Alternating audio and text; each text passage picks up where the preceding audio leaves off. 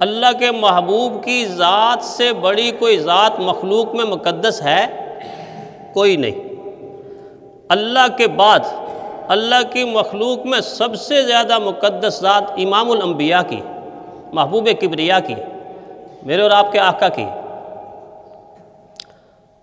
جب ان کے بارے میں ابو لہب نے اپنی رائے کا اظہار کیا، یہی رائے کا اظہار مغرب والے چاہتے ہیں کہ جس طرح ابو لہب نے اپنی رائے کا اظہار کیا، ہم بھی ایسی رائے کا اظہار کریں۔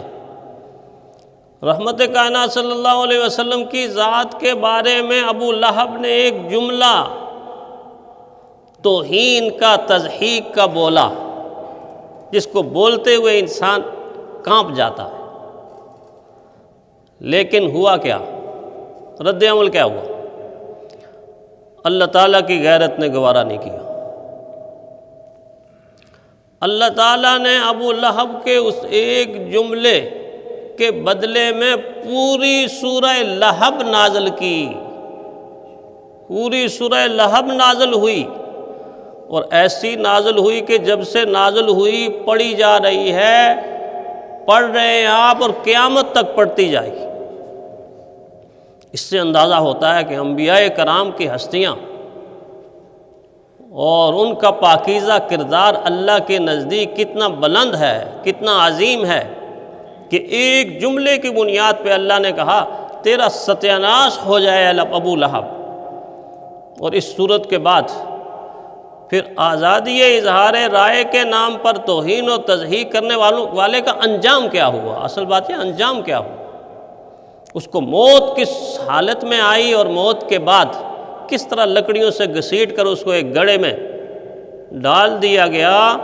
دین نے بتایا کہ جو لوگ یہ سمجھتے ہیں کہ آزادی اظہار رائے کی بنیاد پر انبیاء کی شخصیات کو تنقید کا نشانہ بنائیں، توہین کا نشانہ بنائیں، تضحیک کا نشانہ بنائیں، ان کا انجام یہ ہوگا۔ اور دین نہیں چاہتا، دین رحمت والا دین ہے کہ کسی کا انجام ایسا ہو، اس لیے منع کرتا ہے کہ یہ انسان برے انجام سے بچ جائے۔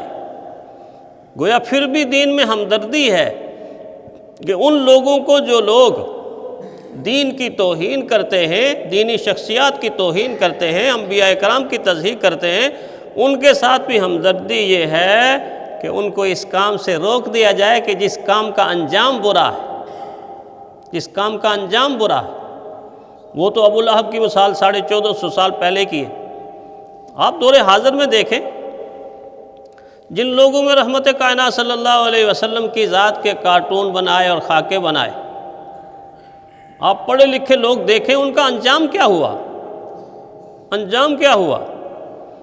آپ نے نہیں دیکھا کہ اس کارٹون بنانے والی کی جلی ہوئی کالی لاش پوری دنیا نے دیکھی، کس طرح دنیا کی آگ نے اس کو جلا کر ایک کوئلہ بنا دیا ہے، اور یہ تو دنیا کی آگ ہے، آگے دوزخ کی آگ انتظار کر رہی ہے، بڑی خطرناک آگ ہے دوزخ کی آگ۔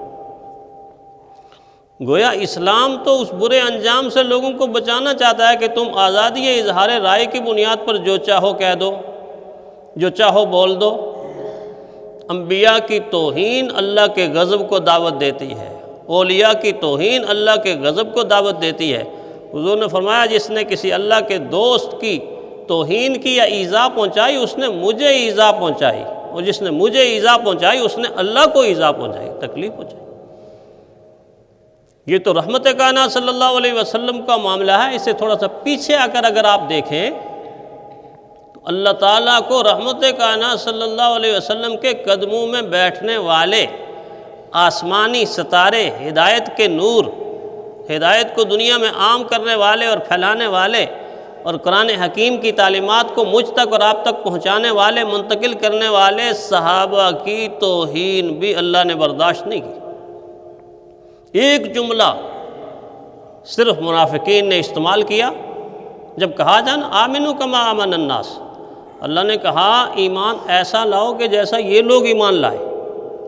مجھے اگر ایمان میری بارگاہ میں پیش کرنا ہے تو پھر اس طرح کا ایمان لاؤ کہ جس طرح کہ یہ لوگ ایمان لائے۔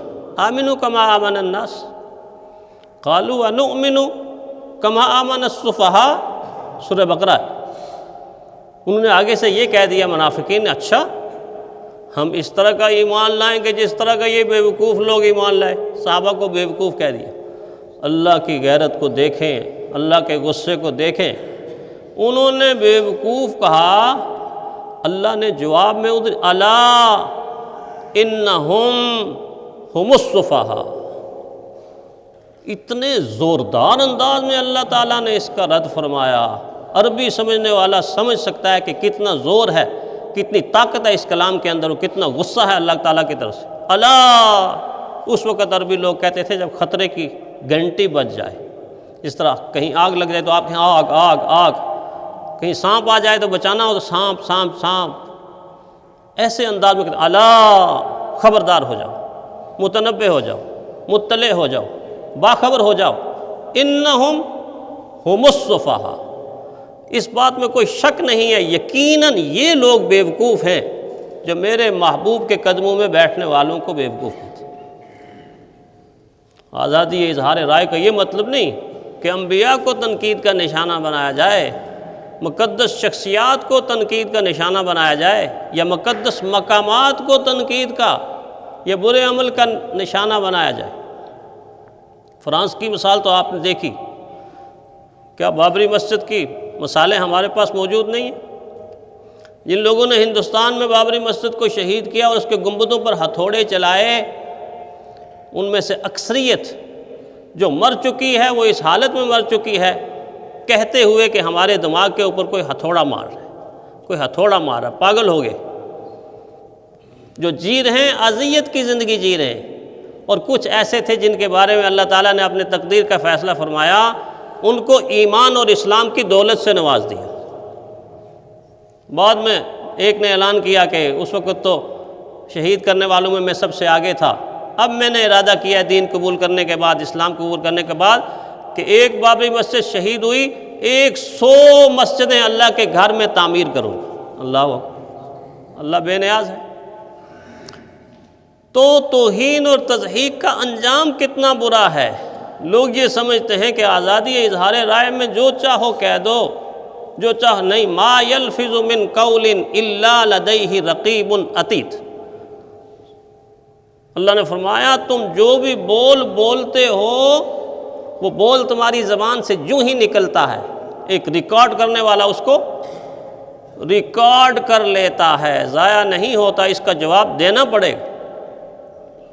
دوسرے مقام پر فرمایا لا یسخر قوم من قوم عسى ان یکون خیرا منہم، عسى ان یکون خیرا منہم، کہ کوئی قوم کسی قوم کو برا نہ کہے، ہو سکتا ہے کہ وہ اللہ کے نزدیک تم سے اچھی ہو۔ خواتین کو تنبیہ فرمائی کہ خواتین دوسری خواتین کو برا نہ کہیں، ہو سکتا ہے کہ وہ تم بھی اچھی ہو۔ لوگوں کو برے القاب سے مت پکارو، لوگوں کو طعنہ نہ دو۔ سورہ حجرات کے اندر بہترین تعلیم، خوبصورت تعلیم۔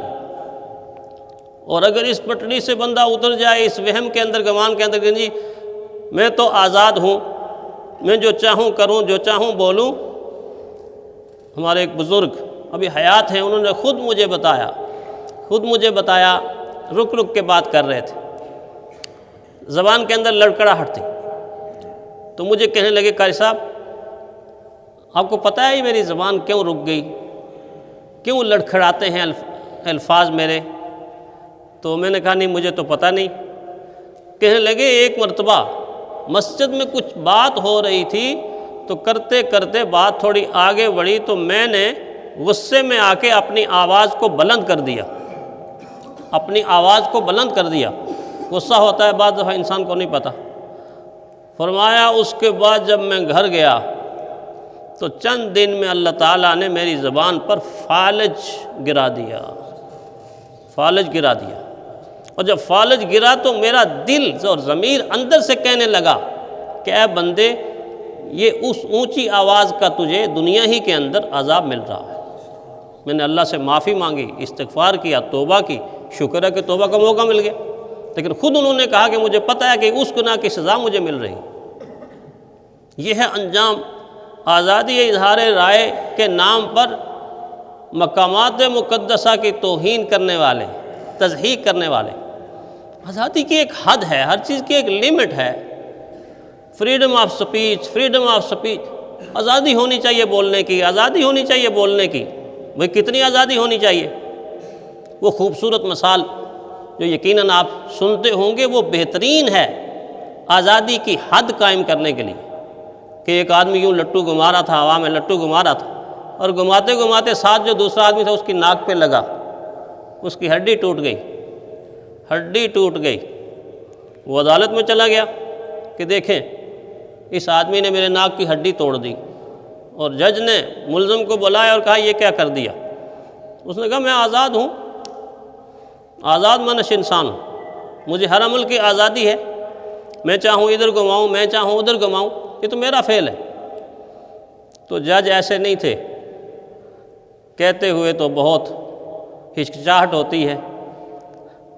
پاکستان کا 128واں نمبر ہے عدالتی نظام کے لحاظ سے، 128واں نمبر، جہاں آپ لوگ کہتے ہیں کہ جہاں وکیل نہیں بکتے عدالتیں ہی بک جاتی ہیں۔ اللہ کرے ایسا نہ ہو، اللہ کرے ایسا نہ ہو۔ میں نہیں کہتا کہ سارے ایسے ہیں، لیکن عدالتی نظام کے اوپر جو درد دل رکھنے والا انسان قریب جا کر مطالعہ کرتا ہے، دیکھتا ہے، حالات دیکھتا ہے، وہ خون کے آنسو روتا ہے کہ ہر دن عدالت میں انصاف کے کتنے قتل ہوتے ہیں۔ یقین جانے اتنے قتل ہوتے ہیں کہ آپ تصور بھی نہیں کر سکتے۔ انصاف کے نظام پر کیا ظلم ہوتا ہے۔ اللہ کرے یہ نظام پتہ نہیں کب ٹھیک ہوگا، اللہ کرے جلدی ٹھیک ہو جائے۔ تو وہ اس دور کا جج نہیں تھا، وہ اپنے دور کا جج تھا۔ شرم کی بات یہ ہے کہ آج بھی ہم عدل کا دیتے ہیں مثال تو فرانس کے جج کی دیتے ہیں کہ دیکھیں فرانس کا جج ہے، اس نے کیا فیصلہ کیا ہے، اس کا فیصلہ بول رہا ہے کہ عدل کر رہا ہے۔ کاش ہم اپنے نظام کے یہاں پر مسلمانوں کی مثال دیں، ایسے ہو جائے۔ تو جج نے کہا ٹھیک کہتے ہو، تم آزاد ہو، تمہیں آزاد پیدا کیا گیا ہے اور تم بالکل غلام نہیں ہو، لیکن اتنی بات سن لو کہ جہاں کے دوسرے کی ناک کی ہڈی شروع ہوتی ہے وہاں سے پہلے تمہاری آزادی ختم ہو جاتی ہے، اس سے پہلے تمہاری آزادی ختم ہو جاتی ہے۔ تم نے آزادی نہیں کی، بغاوت کی ہے، سرکشی کی ہے، اور تمہیں اس کی سزا ملنی پڑے گی کہ اس کے ناک کی ہڈی اگر ٹوٹی ہے تو اب تیرے ناک کی ہڈی بھی توڑنی پڑے گی۔ یہ ہے مطلب آزادی اظہار رائے کا۔ یہ مطلب نہیں ہے کہ انسان جو چاہے جب چاہے کہتا رہے، جو دل کے اندر آئے وہ کہہ دے، ایسا نہیں ہے، اس طرح کا نہیں ہے۔ قرآن حکیم نے ایسی چیزوں سے منع فرمایا، پیارے پیغمبر صلی اللہ علیہ وسلم نے منع فرمایا، اور قرآن پاک کی ایک ایسی آیت دیکھیے کتنی خوبصورت تعلیم، کتنی عمدہ تعلیم۔ وَلَا تَسُبُّوا الَّذِينَ يَدْعُونَ مِن دُونِ اللَّهِ فَيَسُبُّوا اللَّهَ عَدْوًا بِغَيْرِ عِلْمٍ۔ اللہ تعالیٰ فرما رہے ہیں، اہل ایمان کو فرما رہے ہیں، مسلمانوں کو فرما رہے ہیں۔ تعلیم کتنی پیاری، کاش کہ اس تعلیم پر مسلمان عمل کرے۔ تم غیر مسلموں، شرک کرنے والوں کے معبودان باطلہ کو بھی گالی نہ دو، برے الفاظ سے نہ پکارو، کیونکہ اس کا رد عمل بڑا برا ظاہر ہوگا۔ فَيَسُبُّ اللَّهَ عَدْوًا بِغَيْرِ عِلْمٍ۔ تم ان کے مجازی خداؤں کو برا بھلا کہو گے تو وہ تمہارے حقیقی خدا کو برا بھلا کہیں گے۔ تم ان کے مجازی خداؤں کو گالی دو گے، گالی تو ویسے ہی دین کے اندر منع ہے۔ اللہ کے نبی نے فرمایا کہ گالی دینے والا فاسق ہے۔ تو فرمایا اگر مجازی خداؤں کو گالی دو گے وہ تمہارے حقیقی خدا کو گالی دیں گے۔ اس لیے بولنے کے بارے میں، اظہار رائے کے بارے میں دین نے جو قید لگائی ہے، دین نے جو خوبصورت تعلیم دی ہے، وہ اس لیے نہیں کہ آزادی اظہار رائے پر قدغن ہے، نہیں، انسان کو بے لگام ہونے سے روک کر دنیا اور آخرت میں قیمتی اور بہترین انسان بنانا مقصود۔ اللہ تعالی ہمیں ان تعلیمات پر عمل کرنے کی توفیق عطا فرمائے۔ آخر دعوانا الحمدللہ۔